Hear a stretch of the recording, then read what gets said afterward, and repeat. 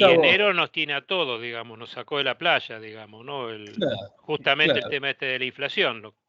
Es así, entre Estamos otros, todos ¿no? corriendo a ver qué hacemos, qué no hacemos, pasado mañana, que es el paro. Así que sí, tenemos que, como decía el clásico del pop nacional, movete, chiquita, movete. Bueno, para esto, tiraste el DNI ahí. sí, Bien. Para eso este spot laboral de ADRA, como siempre tratando de estar en estos momentos en que este es un extraordinario, ¿no? Porque generalmente arrancamos en el mes de febrero o marzo, pero en este caso lo hemos adelantado con el anterior para hablar del DNU y en este para hablar del tema este de la inflación y los salarios, por entender lo que es necesario para los colegas, digamos, ¿no? Poder tener un panorama respecto de qué hacemos en estos momentos, ¿no? Es así, ¿no, Mariano? Absolutamente de acuerdo, sin pretender ser la noticia rebelde, ya que vos te fuiste para atrás, dejame un ratito a mí también. Muy bien, sí. Hacer un aporte a la confusión general. La idea nuestra es tratar de una manera lo más objetiva posible, darle a nuestros colegas una serie de informaciones y datos que nos sirvan para entender la realidad o el momento y aquellos elementos necesarios para una gestión más cotidiana. Ese es el propósito y en ese sentido vamos. Y en este caso nosotros, Mariano y yo, lo único que hacemos es servir, digamos, como cara, es lo que hay, ¿eh? No hay otra, disculpen, pero de Byton por un lado, que es el que sponsorea esta actividad, y fundamentalmente de ADRA, que es la comunidad nuestra, esta de los profesionales de recursos humanos, que abrió este canal de comunicación con los colegas, como decíamos, para este tipo de coyunturas, este tipo de situaciones que estamos viviendo. Bueno, tenemos a David y a Soltan, ¿no? Mariano. Así es. Bueno, David es economista, es un antiguo miembro de la Administración de Trabajo, y lo digo así en forma prudente porque ya no sé ni cómo se llama, creo que es Secretaría de Trabajo. David, corregime cualquier cosa. Sí, creo que sí. Por eso, creo que sí, por el momento es el nombre la que tiene. Autoridad de Trabajo, la Autoridad Administrativa de Contralor para los leguleyos o los abogados que también son parte de este espacio, y es director de Estudio de Estadística de Relaciones de Trabajo dentro de este organismo. A ver, David tiene una amplia trayectoria y ha trabajado no solamente para el Ministerio de Trabajo, Secretaría de Trabajo, sino para otros organismos. Así que para nosotros es un lujo poder compartir este espacio con él. Y la idea es que nos tire datos o que nos dé un poquito de luz sobre cómo fue la performance de las paritarias 2023, cómo fueron los principales tipos o fenotipos para los médicos o para los biólogos, esta parte, y cómo fueron sus cierres y eventuales proyecciones para 2024. Así que no tiene un trabajo muy importante para hacer en 15 minutos. Bien, y por otro lado tenemos a Soltan Rosenfeld, casi todos los que están del otro lado lo deben conocer. Soltan es...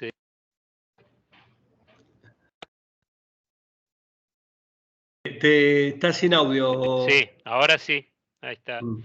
Me mutean, me están censurando, me están, ¿cómo se llama? ¿Cómo dice en Twitter que te cancelan?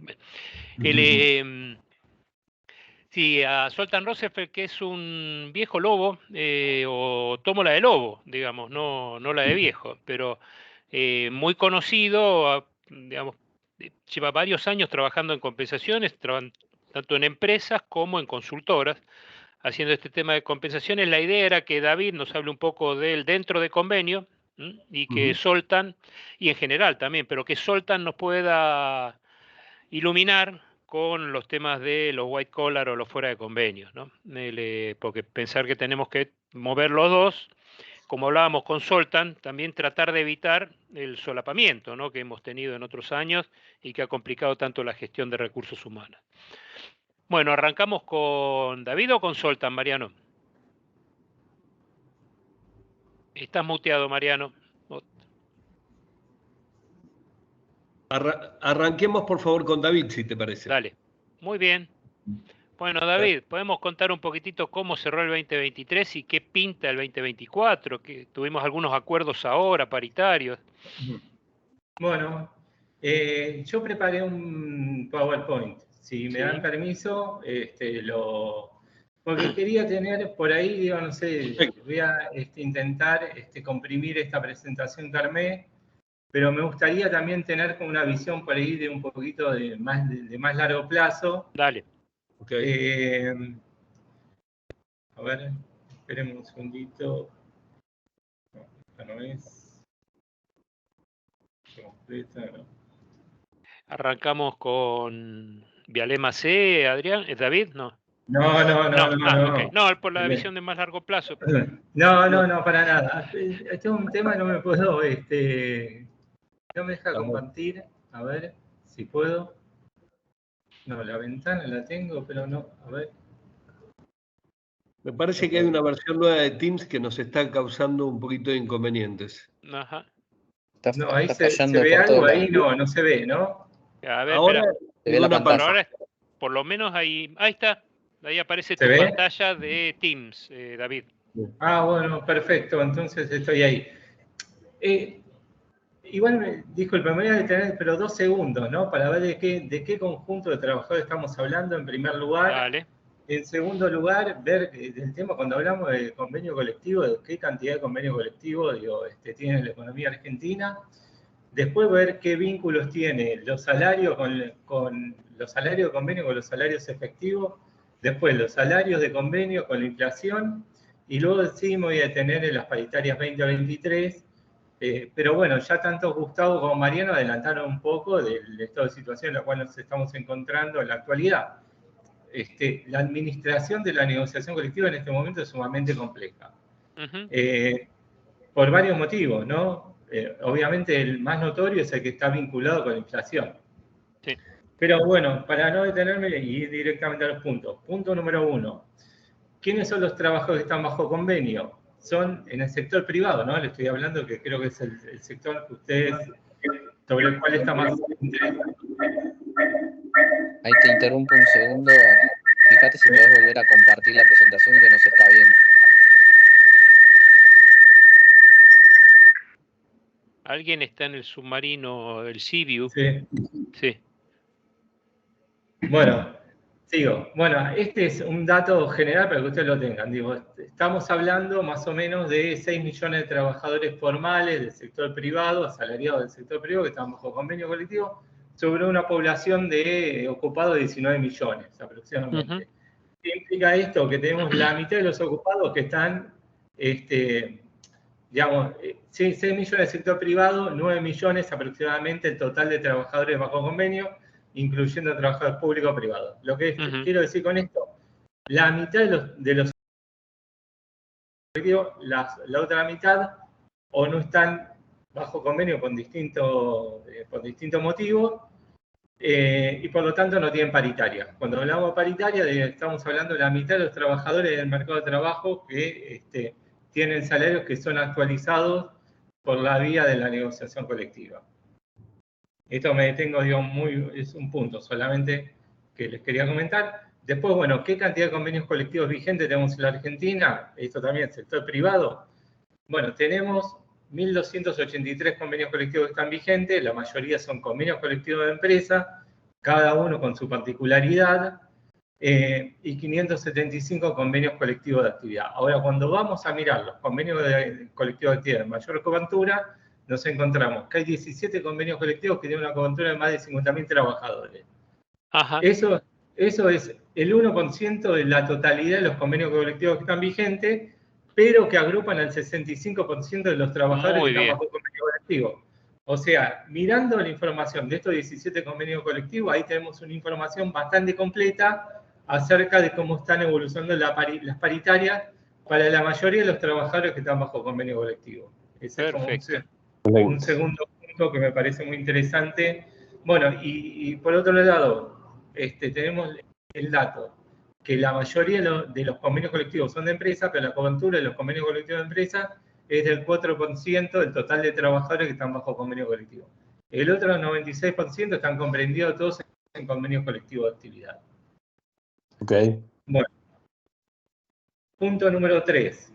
¿Qué vínculo existe entre el salario de convenio y el salario efectivo. Uno puede pensar que por ahí tenemos una alta cobertura, pero que la negociación colectiva no tiene un efecto sobre las condiciones de trabajo y salariales de los trabajadores que están bajo convenio colectivo.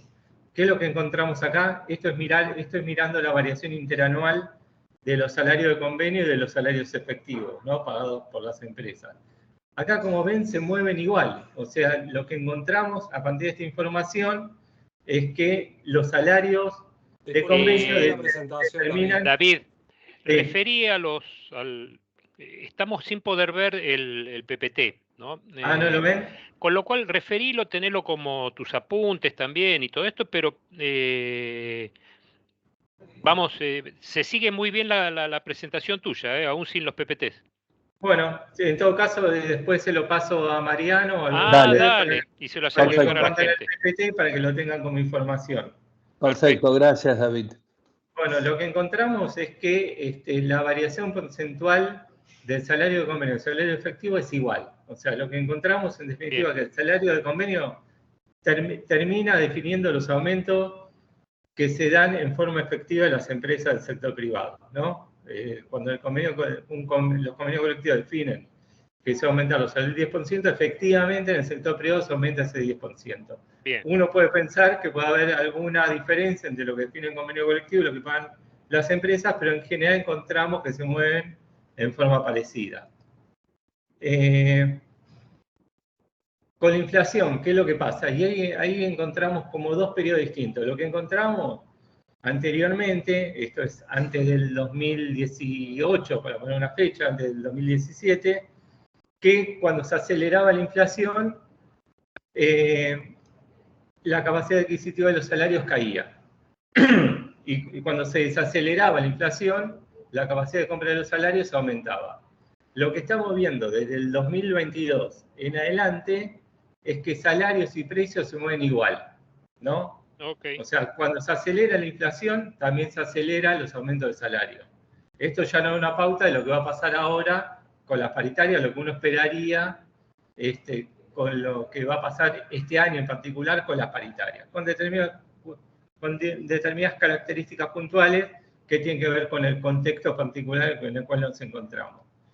Ahora, con lo cual no estás previendo que los salarios sean una variable anclada. Bueno, eso lo tenemos que ver. Eso lo tenemos que ver y yo tengo algunas dudas ahí que me gustaría también que lo discutamos. ¿Qué es lo que veíamos? Como dije anteriormente, tenemos una primera etapa 2015, 2005, 2017 y una segunda etapa 2022, 2023. 2005, 2017, ¿qué era lo que teníamos? Una pauta de aumento salarial, formal o informal, definida por el gobierno, a la cual se adherían algunos de los gremios grandes y después lo seguían los demás convenios colectivos. Camioneros, metalúrgicos, cualquiera de ellos. Una negociación colectiva, una sola negociación colectiva por año, o en dos momentos, o dos negociaciones de momentos de aceleración inflacionaria, y aumentos salariales en 2-3 etapas del año. Del año paritario. Cuando hablo del año, hablo del año paritario. Sí, perfecto. Y también lo que teníamos una revisión de esa paritaria pactada una vez al año. Esa es la característica de la negociación colectiva pre-2017. ¿Qué es lo que tenemos ahora? Punto número 1. No hay una pauta de aumento salarial. O sea, por lo menos el gobierno no define una pauta de aumento salarial. La inflación es la que está guiando las demandas de aumento. O sea, la inflación es la que termina actuando como pauta para definir los incrementos salariales. ¿Qué es lo que estamos viendo? Que hay 3 o más negociaciones colectivas por año. O sea, antes se juntaban una vez por año, ahora se están juntando 3 o más veces por año. Aumentos salariales todos los meses. O sea, aumento salarial, los 12 meses del año hay aumento salarial. ¿Por qué? Porque el hecho de no tener aumento en un solo mes, eso tiene un impacto muy fuerte sobre la capacidad adquisitiva de los salarios. Con nivel de inflación del 20%, no aumentar. Un mes termina afectando de una manera muy grande la capacidad de compra de los salarios. Y lo que vemos es que hay cláusulas gatillo ahora o varias revisiones por año. Eso es y David, los salarios están 22% abajo del 2016. Del 2016 está aproximadamente 16, exactamente. Bien. Sí, algo así. 16% es la medición que ustedes hacen versus la evolución de IPC. Sí, digamos, hubo una caída grande 2018-2019 y luego aproximadamente se mantuvo constante la capacidad de compra de los salarios, aproximadamente. Hubo un periodo donde aumentó un poquito, cayó un poquito, pero esa fue el momento de la caída. Pero Bien. hay entre 16, aproximadamente 16 puntos de caída del salario. Con lo cual hay gente que está al borde, ¿no, David? ¿Cómo? Con lo cual hay gente que está al borde. Sí, probable, exactamente. Claro. Sobre todo en los sectores de bajos ingresos. Claro. Bueno, ¿qué pasó en 2023? En 2023 los salarios de convenio acompañaron la inflación hasta noviembre. O sea, entre enero y noviembre, el salario de convenio aumentó 159%, el IPC de la inflación aumentó 161%. Más o menos, digo, estuvieron en línea. Si tomamos la evolución entre enero y diciembre de 2023, salario de convenio 175% de aumento, inflación 211%. Tenemos una brecha de 35 puntos, 36 puntos, entre lo que aumentó el salario y lo que aumentó la inflación.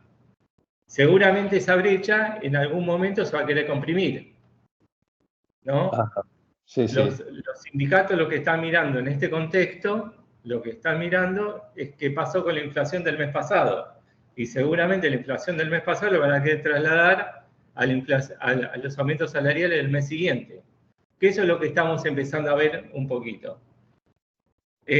Cuando vemos los 27 convenios colectivos de mayor cobertura, nos encontramos que de estos 27 convenios colectivos hubo, a ver, acá tengo, disculpen, acá anotado, de los 27 convenios colectivos de mayor cobertura del sector privado, nos encontramos que 5 convenios colectivos pactaron entre enero y diciembre de 2023 aumentos inferiores al 150%.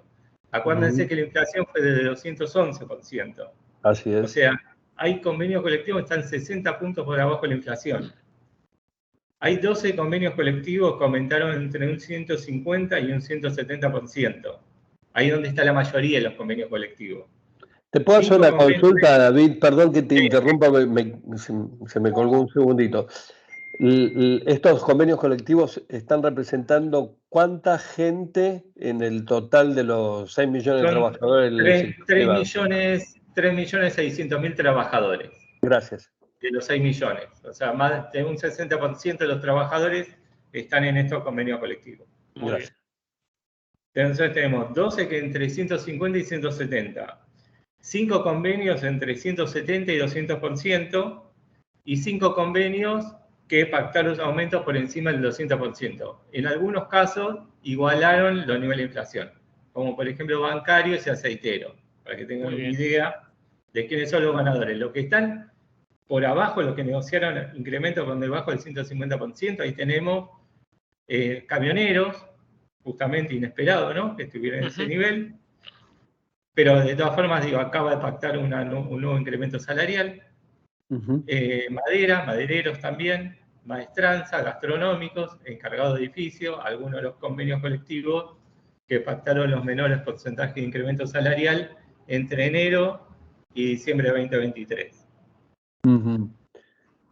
Bueno, ¿cómo se adaptan las paritarias frente al contexto de alta inflación? Bueno, podemos ver que todos modificaron su estrategia de negociación. De distintas formas se fueron adaptando. Yo voy a dar algunos ejemplos puntuales para que ustedes tengan alguna idea de cómo están actuando los gremios y las empresas, ¿no? Frente a este cambio de contexto, ¿no? Porque, digamos, ¿por qué hablo de cambio de contexto? Porque a principio de año teníamos una inflación de 100% interanual, ¿no? A ver, disculpen que acá tengo el dato. Para octubre teníamos 140% de inflación. En diciembre 211% de inflación. Para febrero del 2024 se está proyectando, las consultoras privadas están hablando de 311%, 310, 311 de inflación. Con lo cual se está acelerando a pasos acelerados los aumentos en el nivel de inflación de la economía. Sí, exponencial, digamos, casi. Exponencial, exactamente. Antes, para duplicar la inflación pasaba mucho tiempo, ahora se está duplicando en menos tiempo, esos niveles de inflación. Entonces, ¿qué pasa frente a ese contexto? Los actores paritarios están empezando a modificar su conducta. Voy a dar unos ejemplos. ESMATA, ¿qué es lo que hace? ESMATA estaba negociando trimestralmente en función a la inflación del trimestre anterior. Pasó ahora a definir aumentos bimestrales en función de la inflación del bimestre pasado. Entonces, digamos, está indexando por el IPC. Ahora acaba de firmar un aumento del 38,5% para enero y febrero. Ok. Metalúrgico. En agosto firmó un acuerdo que incorpora actualización automática por IPC. Fijó aumento provisorio para el periodo octubre-diciembre, 7% mensual, octubre, noviembre y diciembre, y ajuste automático con la inflación. Acaba de definir, una vez que se conoció el IPC del mes de diciembre, acaba de establecer que el aumento definitivo para diciembre es de 25,5. O sea, tiene que pagar ahí la tenemos diferencia. un acuerdo mensual, como preguntaba uno de los participantes. Sí, digamos, acá lo firmó, digamos, a mitad de año, donde ya había dado aumentos a cuenta, sí. Pero una vez que se conociera el índice de precios al consumidor, se ajusta en más o en menos el incremento pactado. Perfecto. Claro. Bancarios tienen un estado paritario permanente, con actualización automática. Firmó 10 paritarias en el año 2023 y actualiza por IPC. Lo que definió para enero, un aumento a cuenta, 20% en enero. ¿Sí? Construcción. Tenía acuerdos trimestrales, pasó a negociar mensualmente. Acá definir un aumento mínimo de 20% en enero 2024. Químicos. Establece también incrementos mensuales provisorios, 16% en enero, 16% en diciembre y 16% en enero. Muy bien. La diferencia con el IPC se adiciona. Camionero, pasó de paritaria semestral a bimestral. En la paritaria anterior que había firmado, había definido un aumento para diciembre. Disculpen, para enero, ya había dispuesto un aumento en enero. Lo que hizo ahora fue actualizar el aumento de enero, lo que hizo fue definir, sumando las dos paritarias que firmó, 25% en enero y 17% en febrero. ¿Sí? Esos son, digamos, algunos ejemplos de los cambios de estrategia que vienen adoptando los actores sociales frente a este escenario de aceleración de la inflación. David. Bueno, sí. Siempre que estamos, sé que el tema del millón o medular acá es, corremos contra la inflación, pero me gustaría si podés, si tenés algún dato, dentro de estas paritarias, además de cláusula de ajuste, ¿estás viendo alguna concertación orientada a fórmulas de productividad o similar? Mira, puntualmente creo que acá se está atendiendo, digamos, lo urgente, ¿no? Lo urgente que es lo salarial. Mira, hace poco hicimos un estudio donde intentamos vincular productividad con contenido de los convenios colectivos y encontramos mucha heterogeneidad. Encontramos, sectores digamos, de elevada productividad, donde los convenios colectivos no tienen ninguna cláusula vinculada con la productividad. No tiene premio con desempeño, no tiene cláusula de capacitación y formación, no tiene cláusula de movilidad de la mano de obra, por ejemplo. Y otros convenios de baja productividad sí encontramos que existen este tipo de cláusulas orientadas a la productividad. Puntualmente, en estas paritarias no se ven otros contenidos. Es exclusivamente salarial lo que se está viendo por el momento. Bien. Después, si quieren, también les puedo pasar un informe que elaboramos acá en el área sobre negociación colectiva de productividad. O le podemos y para terminar, le podemos dedicar algún tiempo a ese análisis porque me parece que va a ser prudente. No, creo que es algo que nos interesa a todos, no solamente correr atrás del IPC. Sí, eso. Cuando ustedes me digan, Dale. Lo vemos. Con gusto, gracias. Bueno, ya para finalizar y dejarle espacio al otro expositor, perspectivas para el 2024. Bueno, punto número 1. El contexto económico va a condicionar el funcionamiento de la negociación salarial. Esto es más que obvio, pero bueno, no está de más, volver a señalarlo. Sí. Se espera una mayor frecuencia de negociación, en algunos sectores con paritarias mensuales. Esto se ve en la economía de alta inflación. Ajá. Esto tiene que ver también por el hecho de que no pactar aumentos un mes tiene un costo muy grande para los trabajadores. Claro. Indexación mensual de los aumentos salariales en función de la evolución de la inflación. Es probable, en función de las proyecciones de inflación que hay elaboradas por consultoras privadas, se está hablando de un piso de un 20% para los próximos meses de inflación, ¿no? 20% mensual para los próximos meses. Ahora, ¿cuál es la opinión que yo tengo, no? Porque digo, vamos a tener, por un lado, alta inflación, pero por otro lado vamos a tener caída en el nivel de actividad. Sí, principalmente en aquellos sectores que producen bienes o servicios con destino al mercado interno, ¿no? Todo lo estamos viendo, va a haber algún tipo de caída del nivel de actividad. Eso puede estar condicionando las paritarias. ¿De qué forma? Por un lado, puede ser que eso termine condicionando la capacidad de los gremios de trasladar los aumentos de precios a salario. Y también puede estar condicionando a las propias empresas. Porque tal vez las empresas que por ahí están acostumbradas a negociar aumentos salariales en función de lo que le pide a los gremios, total, después lo trasladan a precio, ahora por ahí se encuentran que los consumidores no terminan avalando los precios más altos, con lo cual es probable que también se encuentren con limitaciones para aceptar las demandas que les están llevando a cabo los gremios en los procesos paritarios. En ese sentido, yo creo que una de las variables claves de la economía, además de la inflación, es el comportamiento del empleo, ¿no? ¿Por qué el comportamiento del empleo? Porque el empleo es como un proxy del nivel de actividad económica. Entonces, en la medida, si llega a haber caída del empleo, hay algunos sectores que se está empezando a ver que el empleo está empezando a sentir las consecuencias de la caída del nivel de actividad. Entonces, ahí, por experiencias pasadas, lo que uno ve que hay un trade-off, digamos, entre salarios y empleo. Posiblemente los sindicatos que estén en sectores donde el nivel de empleo esté empezando a caer, por ahí intentan trasladar una parte del aumento de precios a salario, pero no lo intentan trasladar completamente el aumento del costo de vida. Entonces, eso puede ser tal vez que termine condicionado el comportamiento de los actores. Entonces, en definitiva, las dos variables económicas centrales para tomar en cuenta son los precios y el empleo como próximo del nivel de actividad. Y creo que eso va a terminar definiendo, o sea, va a haber un intento de indexar en función de la inflación pasada con paritarias muy cortas, pero el nivel de actividad puede estar condicionando el funcionamiento efectivo de la negociación salarial. Esto para tener un panorama obviamente muy breve, me apuré un poquito, porque vean más contenidos todavía. Pero bueno, para que ustedes tuvieran un escenario de lo que es mi punto de vista, ¿no? Mi lectura acerca de lo que está sucediendo con las paritarias. Y obviamente quedo abierto a las consultas que me quieran hacer.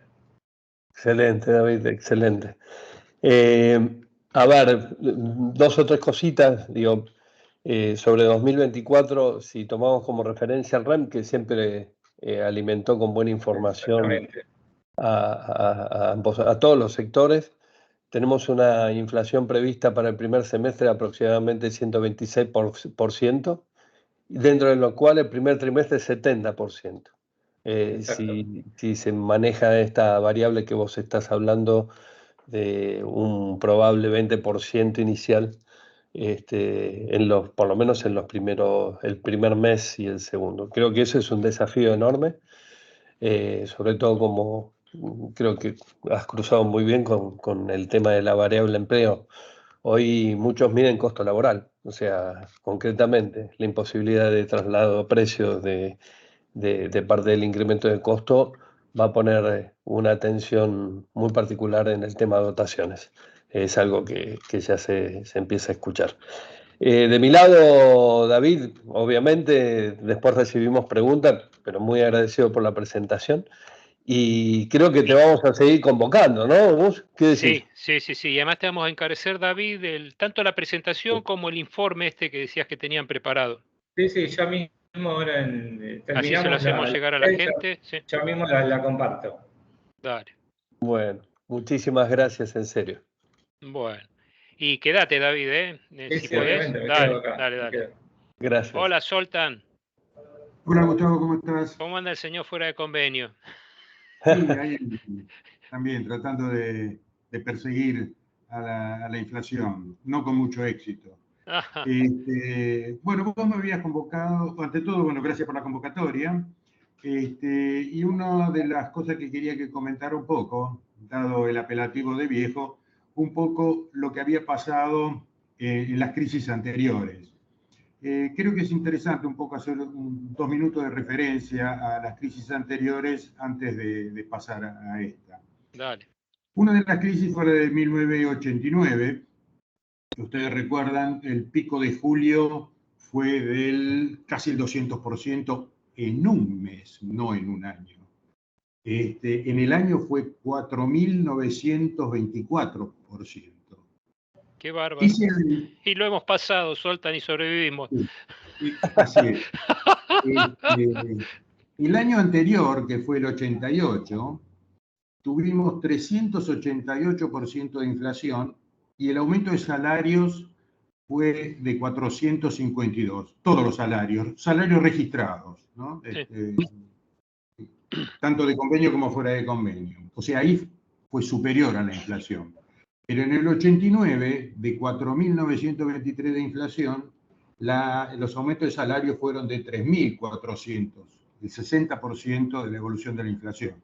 Claro. En aquella época, la evolución de los salarios típicamente oscilaba entre el 80 y 90% del costo de vida pasado, cuando se iba recuperando. En función de la magnitud de la inflación, se recuperaba primero cada 6 meses, después cada 3 meses, después cada 2 meses, después mes a mes, e inclusive en esos meses, en ese trimestre anterior al pico de julio, prácticamente era mensual, pero a su vez podía haber anticipos de sueldos al día 10 o al día 15 o a la semana, ad referéndum de cómo cerraba el mes, se aplicaba el aumento y se descontaban los anticipos. Ajá. Con lo cual, realmente era una carrera. Yo estaba en Atanor y Inclusive, llegamos a liquidarlo fuera de convenio quincenales. exacto. Muchas empresas hicieron eso. Vos ibas al supermercado y podías estar detrás del chico que te estaba corrigiendo los precios, o si tenías suerte de ir por delante, podías cazar algún aumento.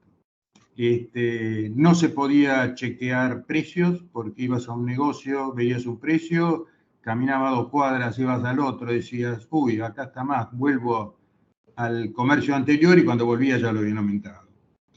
Así que ahí fue muy duro, ¿no es cierto? Y en 1990 tuvimos también 1.344 de inflación, y ahí sí se recuperó, los salarios fueron a 1.770 por un año. No estamos en ese contexto ahora. Una referencia adicional a otra crisis, la del 2001. La del 2001, que fue la salida de la convertibilidad. Ahí el año fue de 40% de inflación y los aumentos promedios fueron del 10%. En lo fuera de convenio fue mejor, pero hubo grandes diferencias. Hubo empresas que dieron 0 aumento y hubo empresas que dieron 70% de aumento. O sea que en un momento dieron prácticamente la inflación, que eran los financieros. Un primer dato es que el fuera de convenio no tiene la regularidad y la uniformidad del dentro de convenio para la pauta salarial. Exacto. E inclusive a partir de la década del 90 se empieza a ver una diferencia en el manejo de las compensaciones por parte de las empresas. Anteriormente el costo de vida era un poco lo que disparaba los aumentos. Después empezó a funcionar el mercado.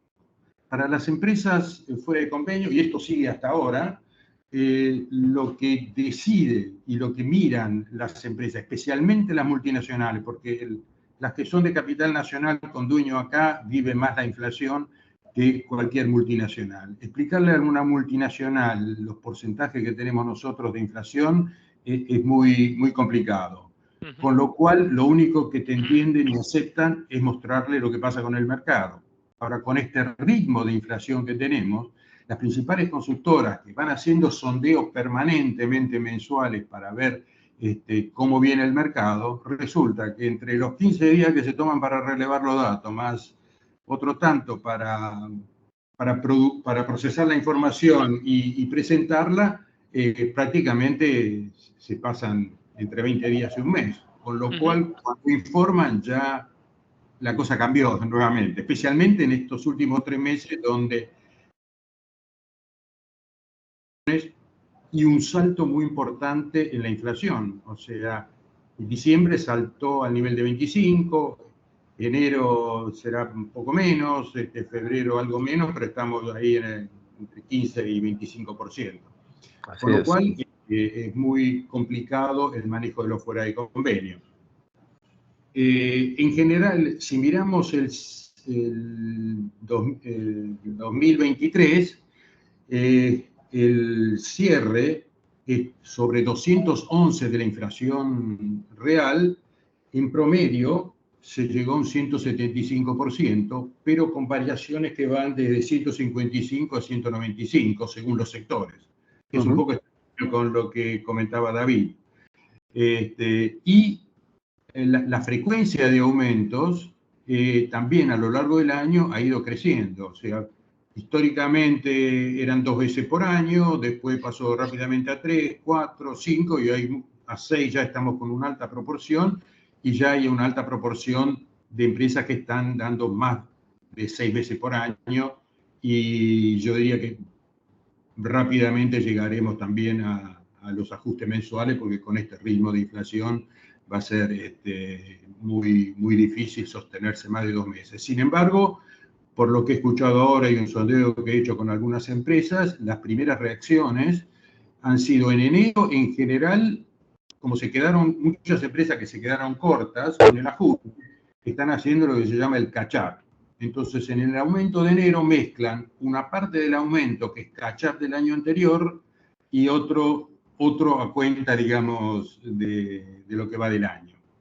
No todas por ahí están pensando en ajustar mensualmente. Algunas lo que están haciendo en estos primeros meses del año es de pronto adelantar el bono. O sea, el bono que muchas empresas pagan habitualmente en febrero o marzo, por ahí, o adelantar el pago directamente a enero o febrero, o pagar un anticipo del bono para que después, una vez que cierren los balances, puedan aplicar el bono entero, ¿no es cierto? Con lo cual, bueno, hasta ahora ese es un poco el panorama con lo fuera de convenio, ¿no? También, respecto al bono se calcula siempre con cantidad de sueldos, ¿no? Con lo cual son los sueldos últimamente liquidados. Ese es el otro tema. Hay una alta proporción que, de acuerdo a su propia política, liquida con el sueldo del último mes del año fiscal. O sea que si el año fiscal era enero-diciembre, aplican diciembre.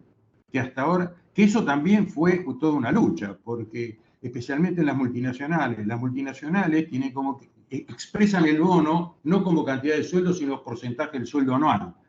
Claro. Y típicamente lo que hacen, suman nominalmente el sueldo de enero a diciembre del año y ahí le aplican el porcentaje.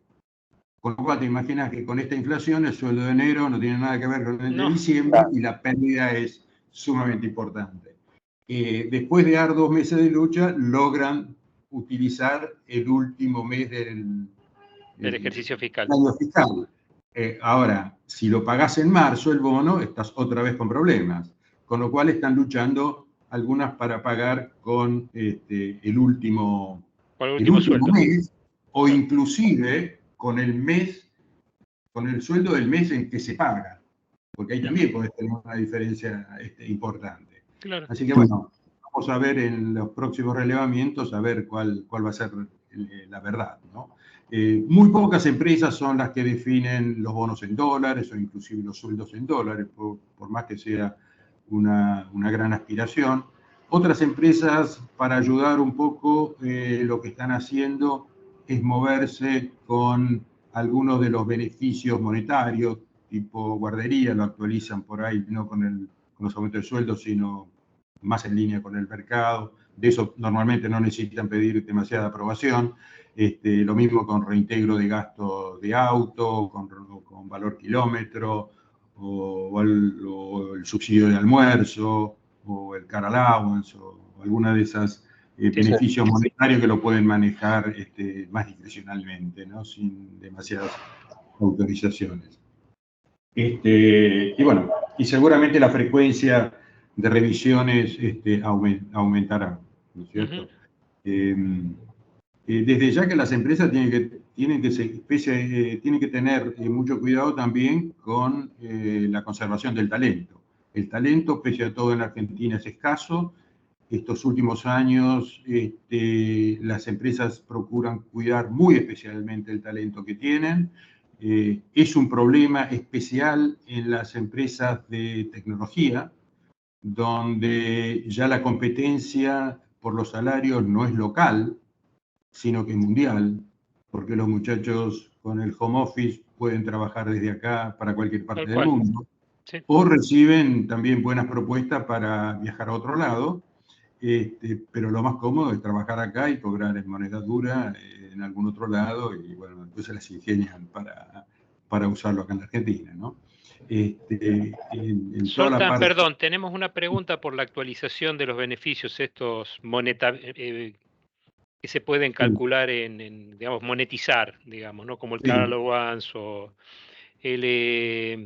¿tenés alguna información respecto a una frecuencia en estos momentos, mensual o bimestral? Estoy tratando de que sea bimensual, mensual, en la medida que puedan, y cuando vean que se ha distorsionado demasiado el valor con respecto al valor de mercado, ¿no?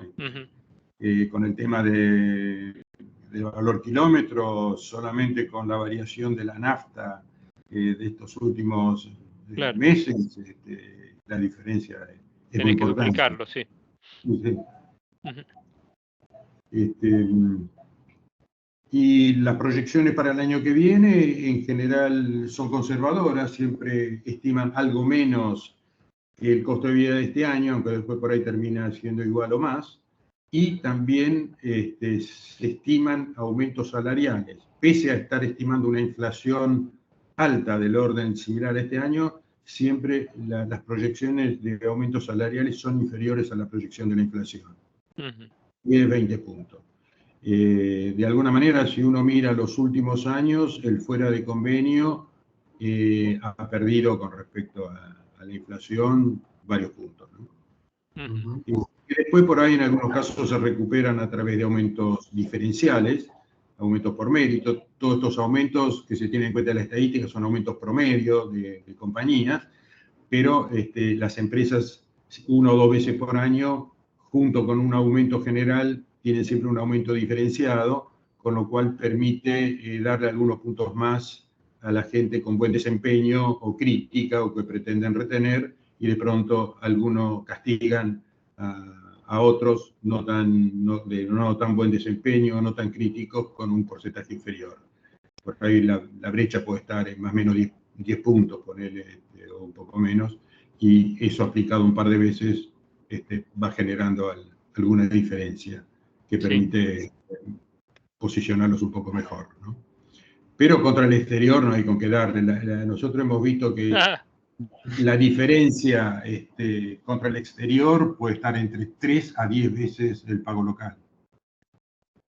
Claro. Sí, sin duda. Lamentablemente es así.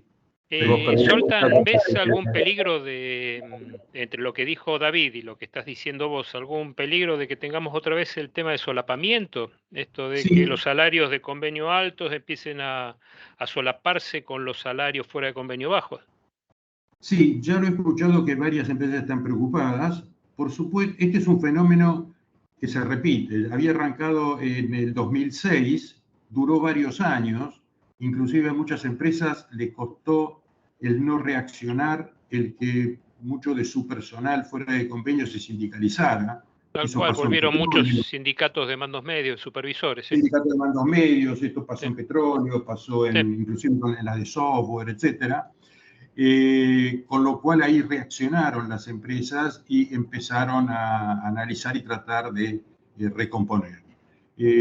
Recuerdo que nosotros en su momento hicimos un análisis, inclusive hicimos una encuesta en la cual le preguntamos a las empresas cuál debía ser una diferencia mínima entre supervisor y supervisado, porque esto se daba mucho en la parte de producción especialmente, Claro. donde el operario mejor pago de pronto superaba a su supervisor, lo cual era absurdo.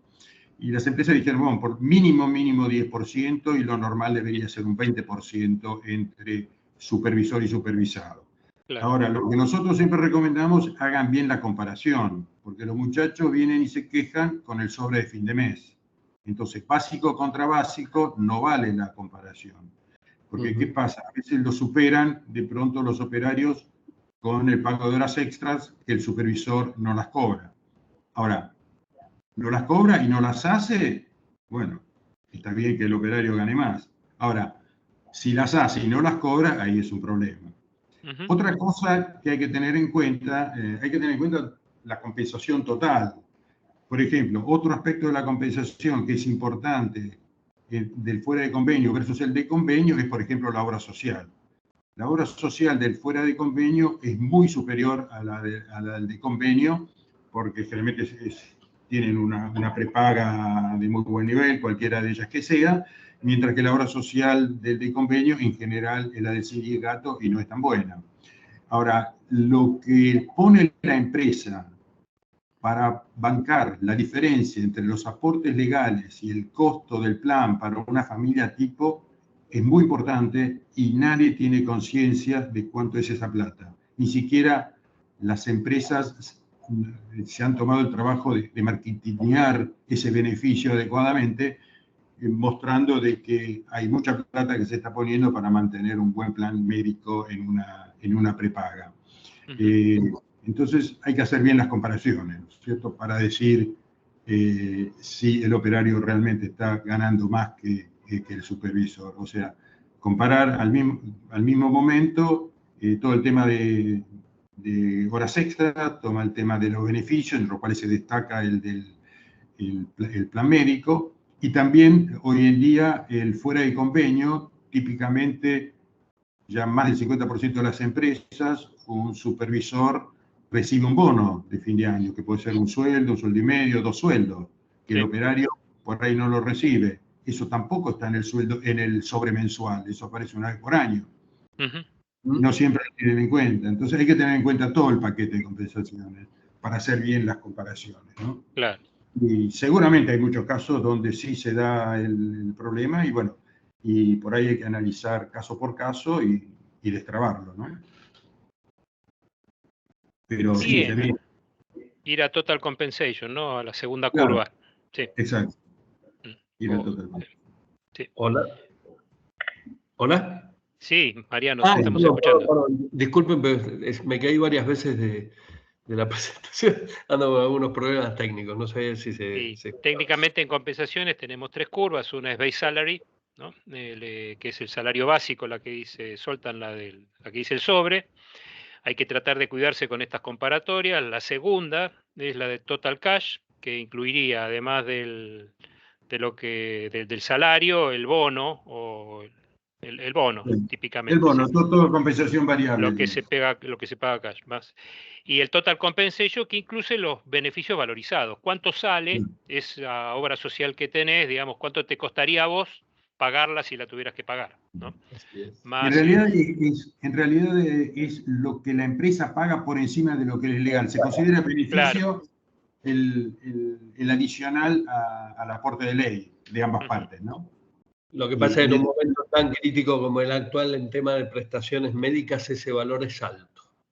Sí. Se está poniendo... El sacudón que le dieron ahora es importantísimo. El otro día me comentaba alguien, es importantísima la diferencia que hay para una familia tipo, de un sueldo relativamente alto. Sí. Ha cambiado mucho, eso hay que tener mucha atención. A mí en lo personal, Soltan, una consulta que te quería hacer era si se estaba viendo, sobre todo en empresas multi, el tema de el presupuesto. Viste que generalmente se hace un presupuesto en pesos y otro en dólares. ¿Cómo se está viendo la proyección 2024? ¿Por qué? De la pregunta. Decimos que hay una proyección de inflación de IPC en 2,13, con 126 de impacto en el primer semestre, y el tema de la adecuación, si querés, del dólar, en el formato que quieras, o sea, pero más en el oficial, que es el que se toman por referencia en los presupuestos. El 2% No, mensual. claro, no va a llevar este famoso Carry Pay, creo que le dicen, no lo tengo tan claro. Trolling Pay. Bueno, viste, estoy ahí, ¿sí? No dije Jeff Beck, por lo menos. Carry Trade es otra cosa, olvídate. Sí, por eso. Sí. Agradezco. Y digo, ¿qué se está viendo? ¿Qué dificultades se pueden estar avisorando en el caso que se vea esto como un problema de impacto presupuestario en dólares, ¿no? O cómo presupuestar, Sí. hacer presupuesto de mano de obra, ¿no? No, claro, pero digo, me parece que el alza, va a haber un encarecimiento en dólares del costo laboral, Sí. clarísimo, muy pronunciado a partir de... Perfecto. Sí, Mariano. Esa es mi sensación. Por eso le pregunto a Soltan, que es el experto. Lo que hay relevado es lo que tienen proyectado las empresas para el 2024 en términos de inflación. El último dato relevado es que tienen proyectado un 175% de promedio para el 2024, con una variación que va de 140 a 204 en términos de pesos. En dólares, no lo sé. Ok. Claro, justamente el dólar aparecería, el dólar oficial, ¿no? Como la variable anclada, claro, por el momento, en el modelo económico que estamos teniendo. Sí. Sí, pero como los presupuestos son, digamos, en este caso son gemelos en muchas organizaciones y se le presta tanta atención a uno como a otro, creo que eso puede traer ruido en el cortísimo plazo.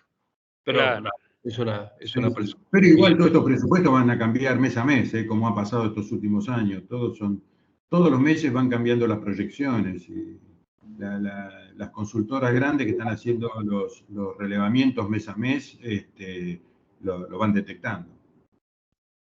Pero siempre se quedan cortos, digamos, en definitiva. Presupuestar acá es una ciencia mágica. Claro. Sí. Qué bárbaro, sí. Bueno, tenemos una, como decía, ¿no? El del pop nacional, que vos dijiste que pelaba el documento con esto, movete chiquita, movete. Vamos a tener un año movido salarialmente. Así es. Vamos a tener que estar encima del tema, hay que ver también cómo interviene la variable que comentaba David, el mercado de trabajo, ¿no? El potencial incremento del nivel de desempleo, por ahí el impacto estaría más en el segundo semestre, David. A ver, yo creo que acá siempre en Argentina se mira mucho el tema del mercado de trabajo y a veces copiamos mucho del mercado de trabajo anglosajón. Y acá en Argentina el mercado de trabajo se comporta de una manera distinta. El desempleo no es un buen indicador en el nivel de actividad económica. Yo me quedaría entre lo que es una mezcla del sector informal más el desempleo. Miraría como un conjunto más amplio.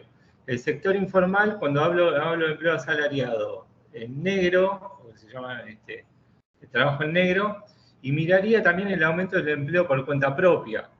Porque muchas veces cuando cae el nivel de actividad empieza a aumentar, no sé, hoy vamos a ver más chicos llevando pedidos por pedido ya, vamos a ver por ahí gente que va a estar vendiendo productos en la calle, eso es cuentapropismo básicamente.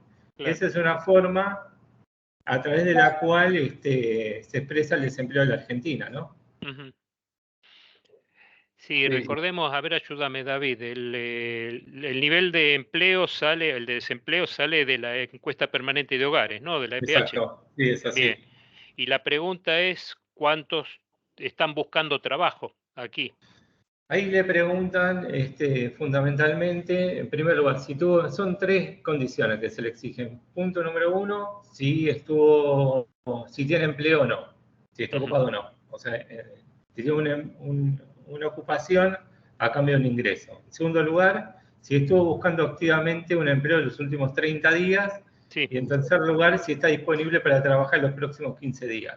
Si cumple las 3 condiciones, se lo clasifica como desocupado. O sea, son las 3. Si trabajó una sola hora, ya es ocupado. Bien. Sí. Y me parece que también es un efecto de arrastre esto que vos contabas del cuentapropismo, porque dentro del empleo, la creación de empleo de los últimos años, vos ponele el ciclo, David, que eso es el más adecuado, el cuentapropismo no sé si no tiene un valor aproximado del 80 o 90% de estos empleos, ¿no? Y mira, estuvo creciendo mucho, digamos, la verdad, digamos, después de la pandemia creció mucho el empleo asalariado formal, pero el que más creció fue el cuentapropismo. El cuentapropismo fue el empleo que más se expandió. No me acuerdo bien las proporciones. Yo creo que era así. Posiblemente esté en línea con lo que vos estabas planteando, pero creo que es un empleo, digamos, que tiene más movilidad laboral que el empleo asalariado formal.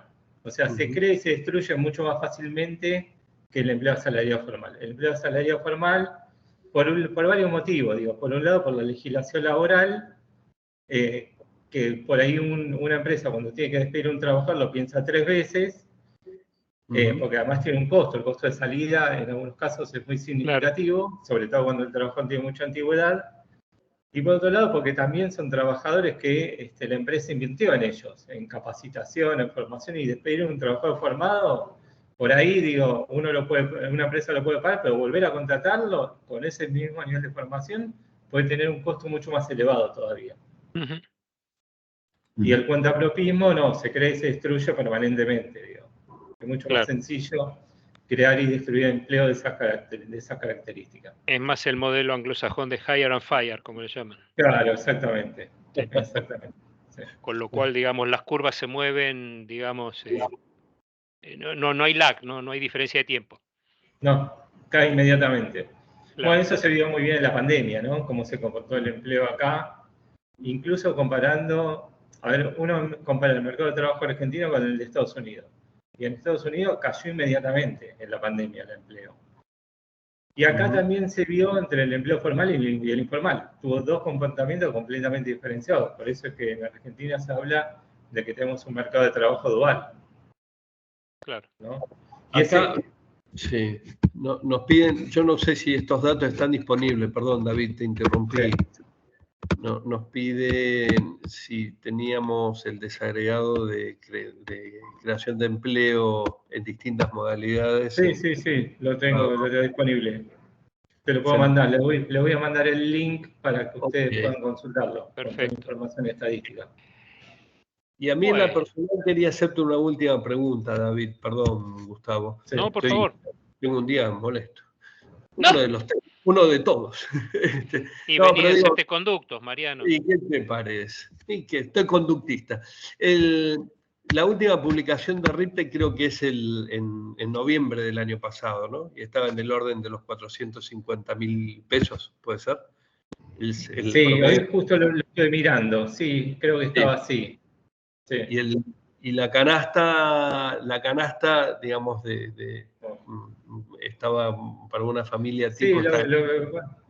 Mira, no lo tengo presente los valores, la verdad, viste que en este momento, como están cambiando tanto, pero es posible que una familia tipo, digo, matrimonio con 2 hijos menores, puede ser que esté, por encima ahora de es 550, ese sí es un número que se salió ahora. Digo, para reflejar un poco esto que decía, no sé si es válida la comparación, que hay un 20% en un escalón, digamos, hay un escalón interesante entre lo que es el RIPTE y lo que es la canasta.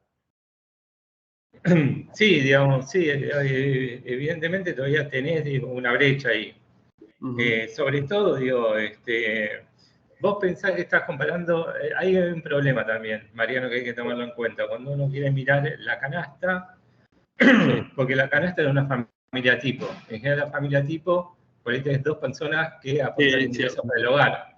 Entonces, cuando tomás el ingreso de los 2, posiblemente se encuentren por encima, dependiendo del tipo de trabajo que tengan, del tipo de ocupación, del nivel educativo. Hay infinidad de factores que influyen sobre el empleo y los niveles de ingresos obtenidos.